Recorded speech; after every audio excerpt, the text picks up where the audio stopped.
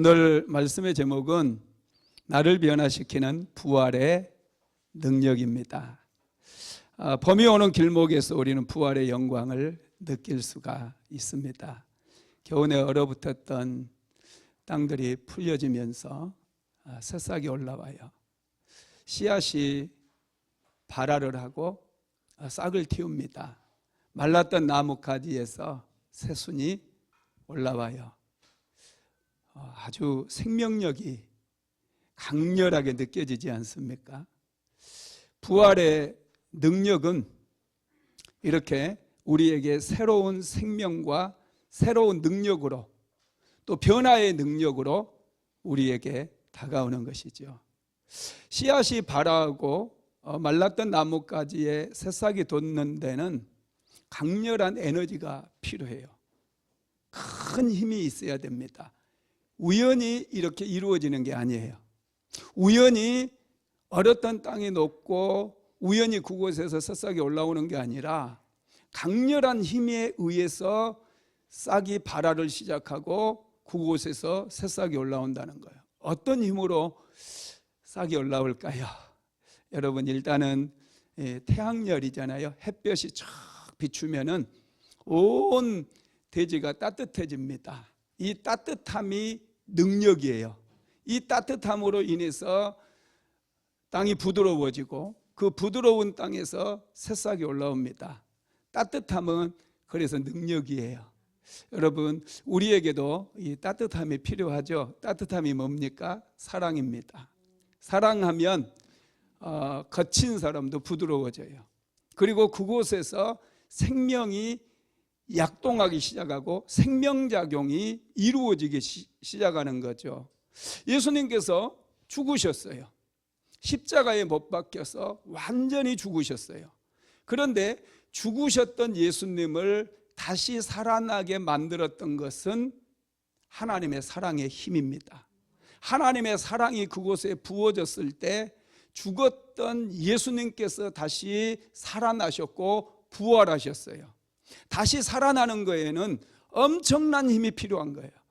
아무 일 없이 우연히 이렇게 살아나는 게 아니라 죽음의 권세를 깨뜨리고 다시 생명을 부여해 줄 때, 이때는 말할 수 없는 큰 힘의 작용이 필요하다는 거예요. 예수님께서 부활하실 때 하나님의 그 엄청난 힘이 예수님의 몸에 다시 부어지게 되었고, 예수님은 사망의 권세를 깨뜨려 버리고 다시 부활한 것을 믿으시기 바랍니다. 그래서 이 부활의 여러분 힘, 부활, 예수님의 죽은 몸을 다시 살리셨던 그 힘과 능력을 오늘 한번 우리가 살펴보고, 그 힘을 어떻게 우리가 받아서 우리의 삶 속에 적용함으로 우리의 삶을 변화시키고 우리의 인생을 변화시키면서 어떻게 살 것인가, 그런 말씀들을 좀 살펴보도록 하겠습니다. 여러분, 예수님께서 부활하셨을 때 그 현장은 너무나 조용했어요. 그 현장에 제일 먼저 찾아갔던 사람이 누구냐 하면 두 사람의 여인이에요. 두 여인입니다. 두 명의 마리아예요. 한 여인은 막달라 마리아였고 또 한 여인은 다른 마리아였습니다. 이 여인들이 예수님의 부활의 현장에 찾아가서 처음으로 부활하신 예수님을 목격했어요. 여러분, 그런데 이것은 쉬운 일이 아니죠. 왜냐하면 예수님의 제자들, 남자들이었잖아요. 다 도망가 버리고 한 명도 없었어요. 한번 읽어봅시다. 마태복음 28장 1절에서 4절까지 같이 읽어봅시다. 안식일이 다 지나고 안식 후 첫날이 되려는 새벽에 막달라 마리아와 다른 마리아가 무덤을 보려고 갔더니 큰 지진이 나며 주의 천사가 하늘로부터 내려와 돌을 굴려내고 그 위에 앉았는데 그 형상이 번개 같고 그 옷은 눈같이 희건을 지키던 자들이 그를 무서워하여 떨며 죽은 사람과 같이 되었더라. 아멘. 두 여인이 안식 후 첫날에 예수님의 무덤을, 그것도 새벽에 아직 동이 트기 전입니다. 어둑고둑한 그런 때에 무덤에 찾아갔다는 거예요. 제자들은 다 도망가 버렸어요.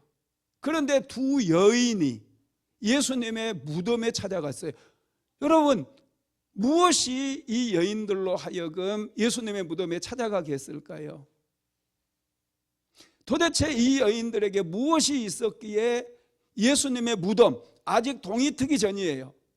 아직 어두운 시간에 무서움을 이기고 두려움을 극복하고 예수님의 무덤까지 가게 했느냐는 거예요. 그것은 바로 사랑입니다.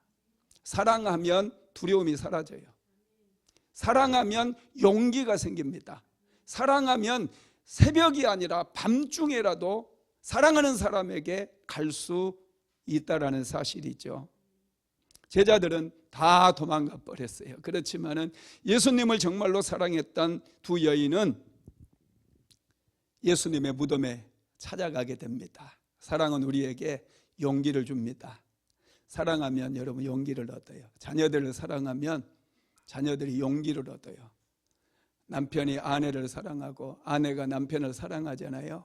그러면 오래 견디게 할 뿐만 아니라 용기를 내서 새로운 일을 시작하게 만들 수가 있는 것이죠. 무덤에 도착해 보니 놀라운 일이 일어났어요. 도리에 천사가 앉아 있습니다.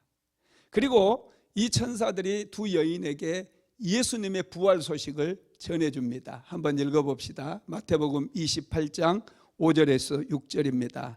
천사가 여자들에게 말하여 이르되 너희는 무서워하지 말라. 십자가에 못 박히신 예수를 너희가 찾는 줄을 내가 아노라. 그가 여기 계시지 않고 그가 말씀하시던 대로 살아나셨느니라. 와서 그가 누우셨던 곳을 보라. 예수님께서 살아나셨대요. 그가 말씀하셨던 대로 예수님께서 죽음의 권세를 이기시고 살아나셨다는 거예요. 와, 정말 놀랍죠. 천사가 얘기해 주면서요, 뭐라고 얘기하냐면 십자가에 못 박히신 예수를 너희가 찾는 줄을 내가 아노라. 이러면서 그가 말씀하시던 대로 살아나셨느니라 그래요. 이 말씀을 좀 깊이 묵상해 보면 예수님의 십자가와 부활이 서로 연결되었음을 알 수 있어요. 십자가 없이 부활이 있을 수 없다는 거예요. 십자가의 고난이 있었기 때문에 부활의 영광도 있다라는 것입니다. 여러분, 삶이 좀 힘들어지고 또 어려움의 시기가 찾아온다 할지라도 잘 견디시기 바랍니다. 견딤을 통해서 우리는 더 잘 되고 영광을 경험할 수가 있게 되는 거예요. 견디지 못하는 분들은요, 다 깨버려요.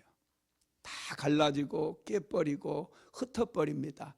그러나 끝까지 견디는 사람들은 이것을 모아요. 그리고 이것들을 키워서 마침내 영광스러운 그런 모습으로 변화될 수 있는 것이죠. 십자가가 없으면 예수님은 우리의 구주가 될 수가 없습니다. 예수님은 우리의 구원자가 될 수가 없어요. 십자가에서 죽으시고 부활하셨기 때문에 예수님은 우리의 구원자가 되신 줄 믿으시기 바랍니다. 천사들이 예수님 여인들에게 전해준 말은 예수는 그가 말씀하신 대로 살아나셨느니라, 이런 말씀이었어요.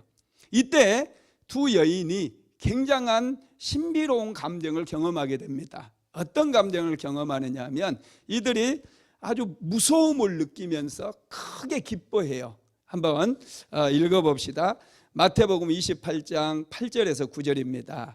그 여자들이 무서움과 큰 기쁨으로 빨리 무덤을 떠나 제자들에게 알리려고 다름질할새 예수께서 그들을 만나 이르시되 평안하냐 하시거늘 여자들이 나아가 그 발을 붙잡고 경배하니.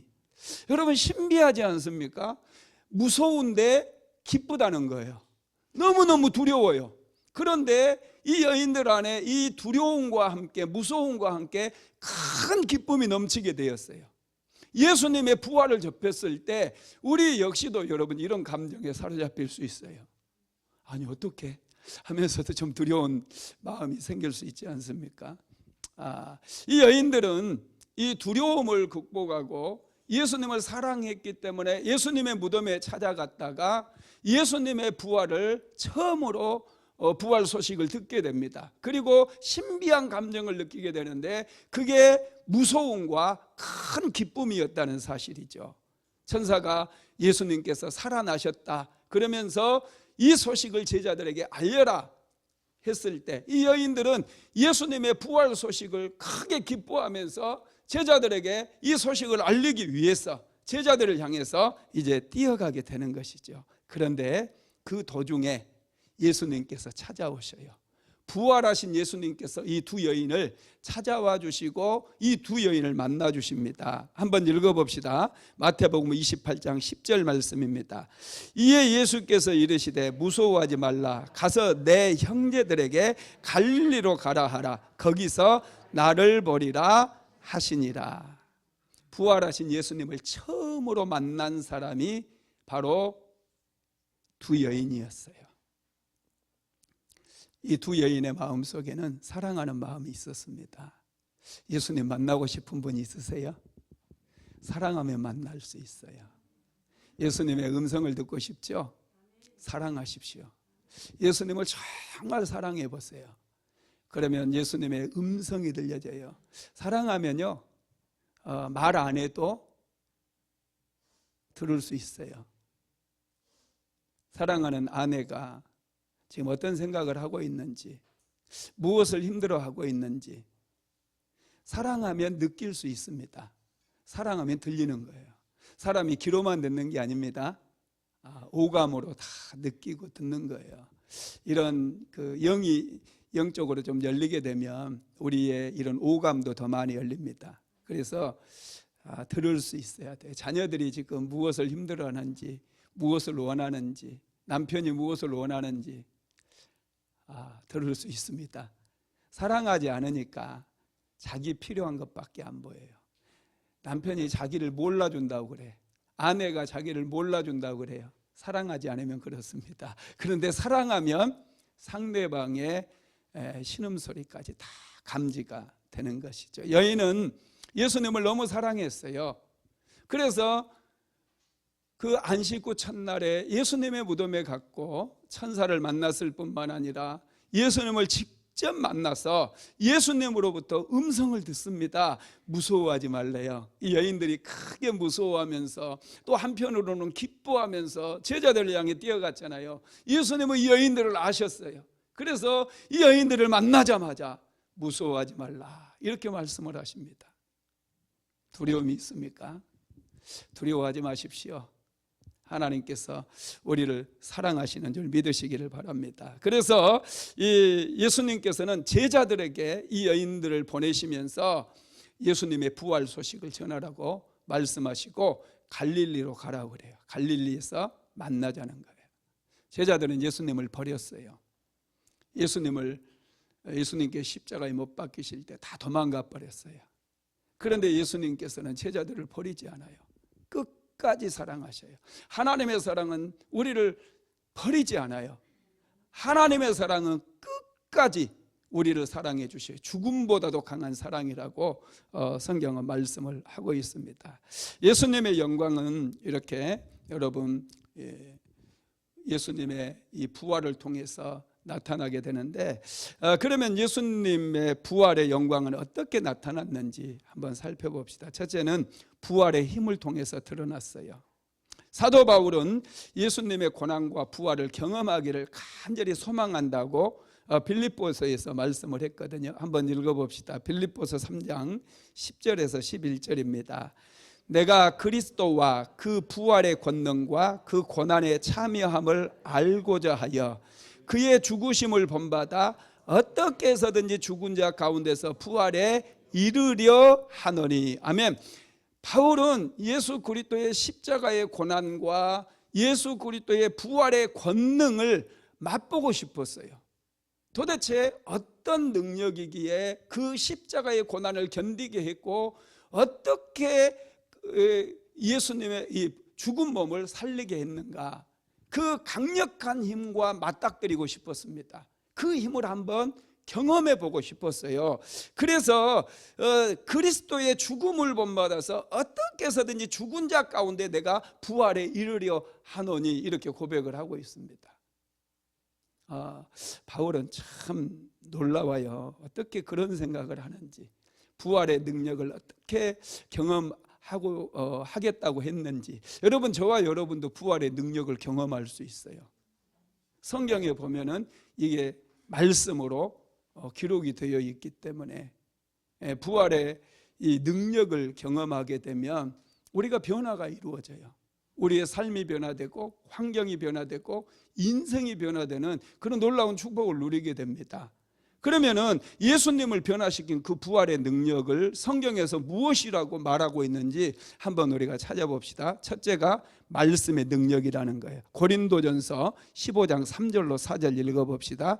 내가 받은 것을 먼저 너희에게 전하노니 이는 성경대로 그리스도께서 우리 죄를 위하여 죽으시고 장사 지낸 바 되셨다가 성경대로 사흘 만에 다시 살아나사. 성경대로라고 하는 말씀은 하나님의 말씀의 능력으로 예수님께서 죽으시고 사흘 만에 다시 부활했다는 거예요. 이 말씀의 능력이 얼마나 큰지 이미 십자가에 못 박혀 죽어버린, 그래서 끝나버린, 모든 것을 삼켜버린, 생명의 불씨를 완전히 꺼뜨려버린 이 예수님의 죽은 육체를 하나님의 말씀의 능력이 다시 살렸다는 거예요. 말씀에는 엄청난 능력이 있어요. 이 말씀을 여러분 우리가 경험해야 돼요. 죽음은 모든 걸 끝장내버립니다. 코로나로 인해서 많은 분들이 돌아가셨잖아요. 이 죽음은 우리의 가진 것도 다 끝장내는 거예요. 이 죽게 만들면은 내가 소유한 것 모든 것 다 끝나는 거, 아무것도 의미가 없어요. 죽음은 모든 것을 삼켜버립니다. 왜냐하면 죽음의 힘이 그 정도로 막강해요. 관계를 끊어버려요. 우리는 영원히 이별할 수밖에 없어요.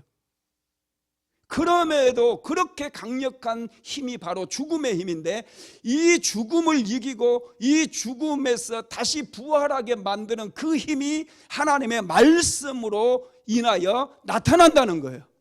그래서 우리는 이 말씀을 붙잡아야 돼요.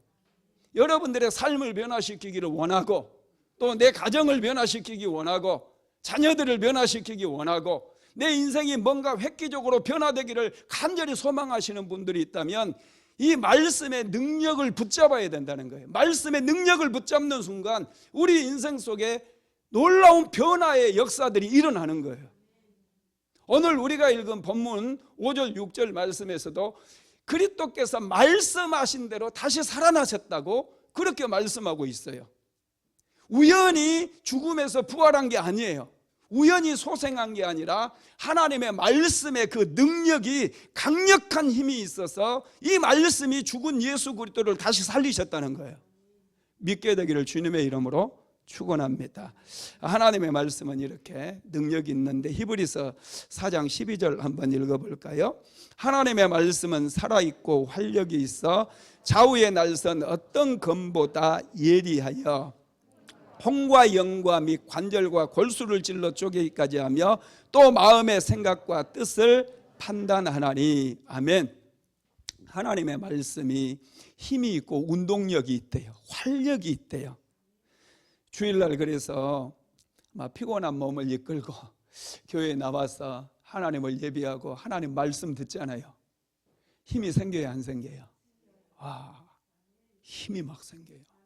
용기도 생겨요. 마음에 어둠이 싹 거쳐버려요. 왜냐하면 말씀이 능력이기 때문에 그래요. 두렵고 자신 없고 자꾸 이 깔아앉았던, 그럼에도 불구하고 내가 하나님을 예배하리라 하고 교회에 나와서 하나님의 말씀을 들으니까 갑자기 이게 딱 바뀌어가지고, 와, 살만하겠구나, 나도 한번 하면 되겠구나, 이런 용기가 생기는 것은 바로 하나님의 말씀의 능력에서 오는 거다는 거예요. 이 말씀은 여러분 강력해요. 죽음을 이길 수 있는 그런 힘을 가지고 있습니다. 그래서 하나님의 말씀을 더 사모하시기 바랍니다. 말씀을 열심히 들으세요. 그러면 믿음도 생기고 이 말씀으로 인해서 우리의 삶에 놀라운 변화들이 일어납니다. 두 번째로는 성령의 능력으로 예수님이 다시 살아났다고 그러는데, 에베소서 1장 19절로 20절 말씀 한번 같이 읽어봅시다. 그의 힘의 위력으로 역사하심을 따라 믿는 우리에게 베푸신 능력의 지극히 크심이 어떠한 것을 너희로 알게 하시기를 구하노라. 그의 능력이 그리스도 안에서 역사하사 죽은 자들 가운데서 다시 살리시고 하늘에서 자기의 오른편에 앉히사. 아멘. 여기서 그의 능력, 20절에 보면 그의 능력이 그리스도 안에서 역사하사 그랬어요. 이 그의 능력이 바로 하나님의 능력이고 성령의 능력이라는 거예요. 이 성령의 능력이 예수님 안에서 역사해가지고 예수님이 십자가에 못 박혀 죽어서 모든 것이 끝나버린 그런 상황 속에서 다시 예수님을 죽은 자 가운데서 살리셨다는 거예요. 이 성령의 권능, 여러분 막강합니다. 저와 여러분이 신앙생활 하면서 정말 이 성령의 권능을 받아야 돼요. 성령의 능력을 받지 못하고 신앙생활하면 제 유혹에 쉽게 넘어져요. 그것뿐만 아니라 별 볼 일 없습니다. 맨날 도적질 당하고 맨날 이렇게 살아가는 게 힘들어요. 성령의 능력을 받아서, 성령의 권능을 받아서 이 능력으로 세상을 이기며 살아야 돼. 예수님의 제자들 3년 동안 예수님을 따라다녔습니다. 예수님께서 전하는 말씀을 직접 들었어요. 기적의 현장 속에서 귀신들이 떠나가는 것을 보았고 질병이 고침받는 것을 보았어요. 그러나 그들이 성령 받지 못했기 때문에 예수님께서 십자가에 못 박히실 때 그들은 예수님을 버리고 다 도망가 버렸습니다. 그런데 오순절 마가다락방에서 그들에게 성령이 임했을 때 그들은 능력을 받았어요. 그들은 성령 받은 이후에 담대해집니다. 두려워하지 않습니다. 관원들 앞에서도 담대하게 예수 그리스도의 부활을 전하게 됩니다. 그들은 순교를 두려워하지 않았어요. 그래서 사도 요한을 제외하고 모든 제자들이 다 순교를 당하게 되는 것이죠. 얼마나 놀랍습니까? 성령을 충만하게 받으시기를 주님의 이름으로 축원합니다. 여러분, 우리는 사람들 판단할 때 그분 능력 있는 사람이야 이런 말을 종종 하잖아요. 능력 있는 사람이다. 여러분, 능력이 있다는 것은 무슨 말이냐면 일을 보면은 저 사람이 일하는 걸 보면 능력 있는 사람인지 능력 없는 사람인지 알 수 있어요. 능력 있는 사람은 남들이 하지 못하는 일을 해내는 거예요. 할렐루야. 네. 능력이 있는 사람은 남들이 할 수 없는 일을 할 수 있고 남들이 포기해버린 그 일을 할 수 있는 거예요. 이 사람이 능력 있는 거예요. 그런데 성령 받은 사람들에게 하나님께서 지혜를 주시고 창의력을 주시기 때문에 우리가 일생을 살아갈 때, 우리가 직장생활하거나 사회생활을 할 때에 남들이 하지 못한 일을 하게 만들고 남들이 포기한 일을 하게 만들어줘요. 그런 지혜와 능력을 우리에게 공급해 주신다는 거예요. 그러니까 저와 여러분은 이 성령의 능력을 경험할 수 있어야 됩니다. 믿으시기 바랍니다. 여러분, 성령의 능력은 예수님께서 십자가에 못 박혀 죽으셨을 때 이 죽은 예수님 몸에 들어가서 이 성령의 능력이 예수님을 살아나게 만들었어요. 여러분, 인류 역사를 보면은 죽었던 사람이 살아나는 케이스가 굉장히 많습니다. 엘리자베스 키블로스라고 하는 분이 있는데 이분은 여러 권의 책을 썼고요. 이 죽은 사람들, 죽음 이후의 시대를 연구했던 그런 사람이에요. 그래서 인생 연습 이런 책을 쓰고 그랬는데 제가 이분 책 중에, 이분 책을 여러 권을 봤지만 본 중에 이 사후생이라고 하는 책이 있어요. 죽음 이후의 생명, 이런 말씀입니다. 이 사후생의 16쪽에 보면은 이런 말이 있더라고요. 한번 같이 읽어볼까요? 세계 곳곳엔 죽음을 선고받았다가 다시 살아난 사람들이 있다. 우리는 거의 2만 가지 사례를 수집하고 연구했다. 그 중에 자연적으로 깨어난 사람도 있고 소생술로 깨어난 사람들도 있다. 여러분, 이분이 연구했을 때 2만 명이나 되는 사람이 죽었다가 다시 살아난 케이스가 있었대요. 놀랍지 않습니까? 그런데 그분들이 죽었을 때 여러분 나중에 이제 책을 한번 보시면 참 좋겠어요. 그 책 좋은 책이니까. 예수 믿는 사람들은 예수님께서 딱 마중 오는 그런 모습을 봤어요. 예수님께서 데리러 오신대. 참 신기합니다. 여러분, 그런데 이 2만 명의 사람들은 다시 살아났지만, 죽었다가 다시 살아났지만 이것을 부활이라고 얘기는 안 해요. 이것은 소생이라고 얘기합니다. 왜냐하면 이 사람들은 살아났다 할지라도 다시 죽게 되거든요. 그래서 부활이 아닌 거예요. 예수님께서 죽은 지 나흘이 지난 나사로를 다시 살렸어요. 나사로가 분명히 살아났습니다. 그런데 나사로 지금까지 살아있나요? 나사로가 승천했나요? 아니에요. 나사로 다시 죽었어요. 그래서 나사로는 부활한 게 아니라 소생한 거예요. 그런데 예수님은 완전하게 부활하셨고 예수님은 승천하셨어요. 죽음을 맛보지 않았어요. 다시는 죽음의 권세가 예수님을 다스릴 수 없도록 만들어버린 거예요. 영원한 생명이 예수님에게 주어진 거예요. 이것을 가리켜서 우리는 부활이라고 얘기하는 거예요. 저와 여러분도 이 부활의 권능을 얻는다라고 하는 것은 이 죽음을 완전히 이겨버린 그런 상태, 그래서 영원한 생명을 얻는 그런 상태를 우리가 부활이다, 우리가 부활을 힘입었다, 이렇게 말씀하는 것입니다. 성령의 능력은 여러분 살리는 능력이에요. 요한복음 6장 63절 한번 읽어봅시다. 살리는 것은 영이니 육은 무익하니라. 내가 너희에게 이런 말은 영이요 생명이니라. 살리는 것은 영입니다.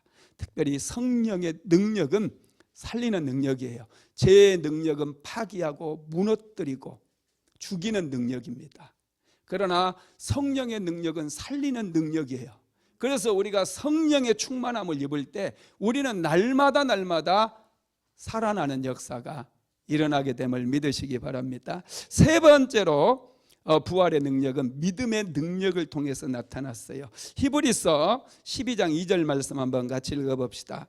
믿음의 주요 또 온전케 하신 이인 예수를 바라보자.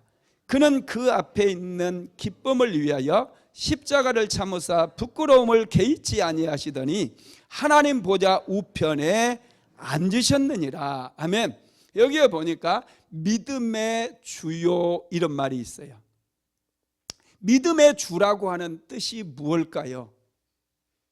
믿음의 주인이라는 뜻이에요. 믿음의 주인. 다시 말씀드리면 이 땅에 믿음을 만드신 분이 바로 하나님이시라는 거예요. 예수님이시라는 거예요. 믿음은 그냥 우연히 생겨난 게 아니에요. 믿음을 예수님께서 만들어 주셨습니다. 그래서 믿음의 근원이 되시는 분이 예수님이시고 그분이 우리에게 말씀을 주셨어요. 우리가 가지고 있는 이 믿음은 세상에서 만들어진 게 아니라 하나님께서 믿음을 만드시고 믿음의 주가 되시고 그래서 그 믿음을 우리에게 주심으로 인해서 우리가 하나님을 믿게 되고 예수님을 믿게 되었다는 것이죠. 여러분, 이 믿음이 그래서 기적을 일으키는 거예요. 이 믿음을 가지고 있으면 이 믿음이 능력이기 때문에 우리의 삶의 환경을 변화시킬 뿐만 아니라 우리 인생 속에 많은 기적을 일으키는 거죠. 베드로와 요한이 제9시 기도 시간에 성전에 기도하기 위해서 갔어요. 성전 민문에 안진뱅이가 앉아 있었습니다. 이분은 태어나면서부터 안진뱅이로 태어났어요. 걸을 수 있다는 생각조차 하지 않았어요. 소망이 없었어요. 베드로와 요한을 보고 구걸을 하기 위해서 손을 내밀었습니다. 그때 베드로가 그 안진뱅이를 보고 이렇게 말해요. 은과 금은 내게 없거니와 내게 있는 것으로 내게 주노니 곧 나사렛 예수 그리스도 이름으로 일어나 걸어라. 그리고 믿음으로 그의 손을 잡아 일으켰어요. 안진뱅이가 벌떡 일어납니다.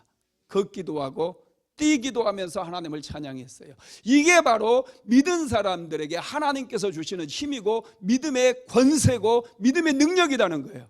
믿으시기 바랍니다. 믿으면 여러분들의 삶 속에 찾아온 모든 문제들, 지금도 우리를 고통스럽게 만들고 힘들게 만드는 그 문제들, 안진뱅이가 일어나는 것처럼 믿음의 능력으로 그 문제들이 해결될 것을 믿게 되기를 주님의 이름으로 축복합니다.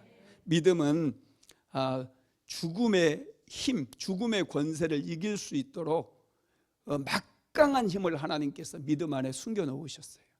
믿음은 힘이고 능력입니다. 두 번째로 그러면 이 부활의 영광은 부활의 승리를 통해서 드러나게 되어졌는데, 여러분 우리에게 원수가 있어요. 우리에게 예수님께서 성경에 원수들이 있다고 말씀했어요. 이 원수들로부터 우리는 승리를 거둬야 돼요. 이 부활의 권능이 우리의 원수들로부터 승리를 거둘 수 있도록 만들어 주셨어요. 여러분의 원수는 누굽니까? 원수가 있고 왼수가 있다고 그러죠. 왼수는 여러분들 옆에 있는 분들이고 이 원수, 이 우리의 원수가 누구냐면은 성경에서는 이 세 가지를 우리의 원수라고 얘기하는데, 첫 번째가 죄입니다. 요한일서 3장 5절 말씀 한번 같이 읽어봅시다. 그가 우리 죄를 없애려고 나타나신 것을 너희가 아나니 그에게는 죄가 없느니라. 아멘. 예수님께서 죄를 멸하시기 위해서 이 땅에 오셨어요. 왜냐하면 이 죄의 힘이 막강하기 때문에 우리가 죄의 힘을 이길 수가 없는 거예요. 저와 여러분이 이 죄의 권세 아래 굴복하고 이 죄의 유혹에 넘어져서 죄를 짓게 되면 죄의 종으로 평생 살아가게 되는 거예요. 그래서 모든 사람이 죄를 범해서 모든 사람이 죄의 영향력 아래 살다가 지옥에 떨어지는 것이 우리의 운명이었다는 거예요. 그래서 하나님께서 그 아들 독생자 예수 그리스도를 이 땅에 보내주신 목적 중에 하나가 이 죄의 문제를 해결하고 죄를 멸해버리기 위함이었다는 거예요. 할렐루야. 죄는 무서운 거예요. 죄 지으면 안 돼요. 죄의 권세가 여러분 다 우리를 파괴하고 우리의 인생을 완전히 무너뜨리는 거예요. 우리를 가난하게 만들고 저주에 빠뜨리고 질병 때문에 고통당하게 만들고 관계가 깨지고, 이 모든 것들의 원흉이 바로 죄라는 거예요. 그래서 존 오웬 목사님은 죄의 죽임이라고 하는 책에서 만약에 교회가 죄를 다스리지 못하고 죄를 이기지 못하면은 교회가 완전히 다 파탄나고 분열되고 깨진다고 그랬어요. 각 개인마다 죄를 이기지 못하면 가정이 무너지고 가정이 깨지는 거예요. 육체가 무너지는 거예요. 나라도 무너진다고 말씀하고 있어요. 죄의 권세는 그 정도로 막강합니다. 그래서 우리가 힘쓰고 애쓴다고 이 죄의 권세를 이길 수 있는 게 아니에요. 그래서 하나님께서 예수님을 이 땅에 보내주셔가지고 하나님의 아들이신 예수님께서 죄의 권세를 멸해버리신 것을 믿게 되기를 주님의 이름으로 축복합니다. 한번 읽어봅니다. 히브리서 9장 22절입니다. 율법을 따라 거의 모든 물건이 피로써 정결하게 되나니 피 흘림이 없은즉 사함이 없느니라. 이 죄가 요구하는 것은 피 흘림이에요. 그래서 하나님의 아들 예수 그리스도께서 이 땅에 오셔서 십자가에 못 박혀 피 흘리심으로 인해서 죄의 권세를 완전히 끝장내버리신 거 믿으시기 바랍니다. 로마서 4장 25절도 읽어봅니다. 예수는 우리가 범죄한 것 때문에 내줌이 되고 또한 우리를 의롭다 하시기 위하여 살아나셨느니라. 여러분 이게 무엇이냐면은 이게 이중전가를 얘기합니다. 예수님께서 십자가에 못 박혀 죽으실 때 우리 안에 있는 모든 죄성과 우리 안에 있는 모든 이 죄들, 이것들을 예수님께서 십자가 위에서 다 걷어가신 거예요. 불의와 불법과 이 죄된 모든 음란과 모든 것들 예수님께서 십자가 위에서 가지고 가셨어요. 그리고 십자가 위에서 예수님 안에 있는 좋은 것들을 우리에게 주셨어요. 그게 예수님의 사랑이고 예수님의 의로움이고, 할렐루야, 예수님 안에 있는 모든 좋은 것들을 우리에게 주신 거예요. 이것을 여러분 우리는 이중전가라고 얘기를 합니다. 예수님은 십자가에 못 박혀 죽으시면서 우리 안에 있는 모든 죄성과 불의와 탐욕과 음란과 이 모든 술 취함과 방탕함, 이 모든 것들을 다 가지고 가셨어요. 이걸 믿으시기 바랍니다. 그래야 담배도 끊고 술도 끊고 정직하게 의로움 가운데서 우리가 세상을 이길 수가 있어요. 그리고 예수님께서 다시 여러분 우리 안에 있는 예수님 안에 있었던 좋은 것들을 우리에게 다 주신 거예요. 의로움과 선함과 사랑함과 따뜻함과 다 주셨어요. 그래서 저와 여러분은 세상을 넉넉히 이길 수 있음을 믿으시기를 바랍니다. 바랍니다. 예수님께서 이 땅에 오신 목적이 분명히 성경에 기록이 되어 있습니다. 예수님께서는 이 죄의 권세를 이기기 위해서 오셨고, 두 번째로는 이 마귀예요. 우리의 두 번째 원수는 마귀입니다. 마귀의 권세도 막강해요. 마귀 얕잡아 보면 절대로 안 됩니다. 마귀는 정말 겸묘해요. 항상 우리를 속여요. 우리의 생각을 통해서 항상 속입니다. 그래서 언뜻 우리가 속아요. 염려, 근심, 걱정하게 해요. 자꾸 낙심하게 만들어요. 믿음이 떠나버리게 만들어요. 마귀는 시도 때도 없이 우리를 끈질기게 공격을 합니다. 그래서 믿음이 좋은 사람들도 쉽게 넘어가 버려요. 목사님들도 쉽게 넘어가는 분들이 참 많습니다. 그래서 우리가 깨어서 기도해야 되는 것이죠. 마귀는 우리의 삶을 파괴합니다. 마귀는 착하다고 봐주지 않아요. 마귀는 우리가 힘들다고 조금만 공격하는 게 아닙니다. 우리를 완전히 끝장날 때까지, 우리가 완전히 끝장날 때까지 짓밟아 버리는 게 마귀다는 것이죠. 마귀는 우리의 삶을 항상 파괴하기 때문에 하나님의 아들이 오신 목적 중에 이 마귀의 일을 멸하는 것인데요. 요한일서 3장 8절 한번 볼까요? 요한일서 3장 8절 시작. 죄를 짓는 자는 마귀에게 속하나니 마귀는 처음부터 범죄함이라. 하나님의 아들이 나타나신 것은 마귀의 일을 멸하려 하심이라. 마귀는 우리를 도적질해요. 도덕질하고 죽이고 멸망시키기 위해서 끈질기게 유혹하고 그 자기가 가진 모든 힘을 동원해 가지고 하나님의 백성들을 믿음에서 떠나게 만들려고 끈질기게 공격해 옵니다. 그래서 예수님께서 이 땅에 오셔가지고 마귀의 일을 멸하신 거예요. 하나님의 아들이 오신 것은 마귀의 일을 멸하기 위함이라는 것을 믿으시기 바랍니다. 마귀에게 넘어가 버리면 마귀의 종이 돼요. 마귀의 종살이 하지 마십시오. 마귀에게 도적질 당하는 거예요. 다 도적질 당해요. 제가 기도하면서 내가 참 마귀에게 많이 도적질 당했구나, 이런 생각들을 한 적이 있거든요. 그랬더니 이제 어떤 분이 제가 책을 보는데 그 책에서 그러더라고요. 그걸 깨닫는 순간 승리를 한대요. 그러면서 마귀에게 명령을 하래요. 너 나에게서 도적질해 갔던 거 7배로 갚고 떠나가라, 이렇게 명령하래요. 할렐루야. 우리 7배로 돌려받읍시다. 할렐루야. 이 비밀을, 영적인 비밀을 아는 사람들은 그냥 마귀야 떠나가라 이렇게 얘기하지 않고, 이 더러운 귀신아, 그동안 나에게서 빼앗아갔던, 하나님께서 주셨던 그 모든 축복, 나에게 빼앗아갔던 거 7배로 갚고 떠나갈지어다. 할렐루야. 이렇게 다 7배로 돌려받게 되기를 주님의 이름으로 축복합니다. 세 번째 우리의 원수는 사망이라고 그랬어요. 자, 고린도전서 15장 26절 한번 읽어볼까요? 맨 나중에 멸망받을 원수는 사망이니라. 이 사망, 여러분, 이게 우리의 원수라는 거예요. 이 사망, 이게 죽음인데 이 죽음의 힘이 강력하다고 제가 말씀드렸잖아요. 죽음은 모든 걸 삼켜버려요. 죽음을 이길 사람은 이 세상에 아무도 없어요. 죽음의 힘이 그 정도로 강력하기 때문에, 그래서 하나님께서 예수 그리스도를 이 땅에 보내주신 거예요. 하나님이신 예수님께서 이 땅에 오셔서 죽음의 힘이 너무 막강하기 때문에 이 죽음의 힘을 깨뜨려 버리기 위해서 예수님께서 오셔서 죽음을 박살을 내버린 것입니다. 믿으시기 바랍니다. 예수님께서 이 죽음을 깨뜨리실 때 무엇으로 죽음을 이긴 줄 아세요? 이게 굉장히 놀라워요. 죽음을 이기실 때, 죽음의 권세를 깨뜨려 버릴 때 무엇으로 죽음의 권세를 깨뜨렸느냐 하면 죽음의 힘으로 죽음을 깨뜨려 버려요. 여러분, 이열치열이라고 하는 말 들어봤죠? 이 뜨거운 것은 뜨거운 것으로 다스리는 거예요. 죽음을 죽음으로 다스려 버렸어요. 예수님께서 사망 권세를 깨뜨리실 때 죽음으로 사망 권세를 죽여버린 거예요. 이게 좀 이해가 안 되실 수 있는데 이게 아주 놀라운 비밀이거든요. 이 다윗이 골리앗을 쓰러뜨릴 때 여러분 한번 생각해 보세요. 다윗이 골리앗을 쓰러뜨릴 때 무엇으로 쓰러뜨려요?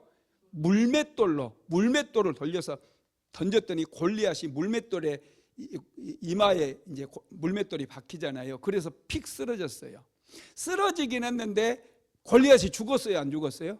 안 죽었어요. 그래서 다윗이 골리앗을 향해서 달려가 가지고 골리앗의 몸에 있었던 골리앗의 칼을 뽑아서 골리앗의 머리를 쳐버려요. 이것처럼 예수님께서 사망을 죽이기 위해서, 죽음을 이기기 위해서, 죽음을 정복하기 위해서 죽음의 권세의 칼을 뽑아서 죽음을 죽였다는 거예요. 그게 여러분 예수 그리스도의 부활이라는 사실을 믿으시기 바랍니다. 그래서 고린도전서 15장 55절로 56절 한번 읽어볼까요? 사망아 너의 승리가 어디 있느냐? 사망아 내가 쏘는 것이 어디 있느냐? 사망이 쏘는 것은 죄요, 죄의 권능은 율법이다. 이렇게 말씀합니다. 예수님께서 십자가의 죽으심으로 사망 권세를 이겨버렸어요. 예수님의 죽음이 사망 권세를 이기게 만들었다는 거예요. 이게 여러분 놀라워요. 그래서 예수님의 승리가 저와 여러분의 승리가 될 수 있습니다. 우리 믿음의 사람들은 예수님을 믿음으로 말미암아 우리가 넉넉히 이긴다고 그랬어요. 로마서 8장 37절 읽어봅니다.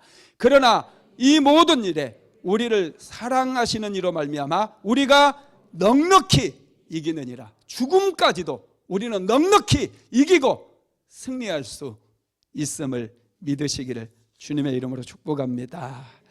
말씀을 마무리하겠습니다. 예수님께서 부활하심으로 우리는 새 생명을 얻게 되었어요. 우리는 예수 그리스도의 그 능력과 권능으로 우리는 변화될 수 있습니다.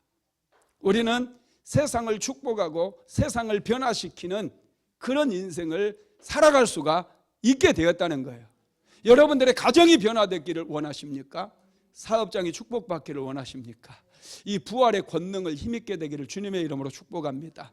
부활의 그 권능은 말씀의 능력이었어요. 성령의 능력이었고 믿음의 능력이었어요. 이 능력을 우리가 얻게 되면 우리는 세상을 넉넉히 이기게 된다는 사실을 믿으시기를 주님의 이름으로 축원합니다.